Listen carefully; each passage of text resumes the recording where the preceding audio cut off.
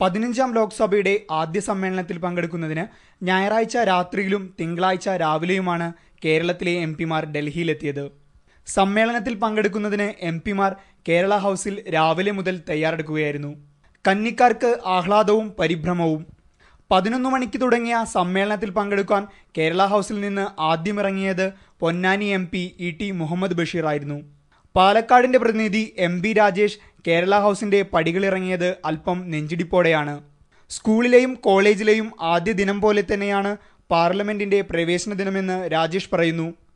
എനിക്ക് രണ്ട് കാര്യങ്ങളാണ് ആദ്യം ഓർമ്മ വരുന്നത്.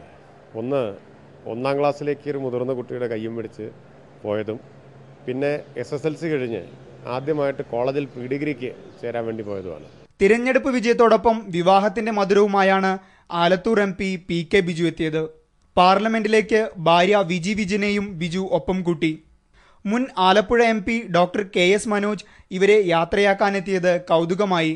സത്യപ്രതിജ്ഞയും വിവാഹവും അടുത്തടുത്തു വന്നത് യാദൃച്ഛികമെന്ന് ബിജു.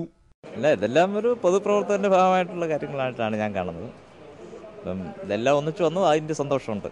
പത്തനംതിട്ട MP ആന്റോ ആന്റണിയും കോട്ടയം MP ജോസ് കെ മാണിയും ഒരുമിച്ചാണ് സത്യപ്രതിജ്ഞയ്ക്കിറങ്ങിയത്.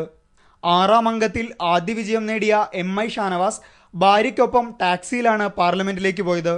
KC വേണുഗോപാലിനെ സത്യപ്രതിജ്ഞയ്ക്കായി പാർലമെന്റിലേക്ക് എത്തിക്കാൻ കൂടെയുണ്ടായിരുന്നത് നിയമസഭയിലെ മൂവർ സംഘങ്ങളിലെ മറ്റംഗങ്ങളായ അനിൽകുമാറും TN പ്രതാപനുമാണ്.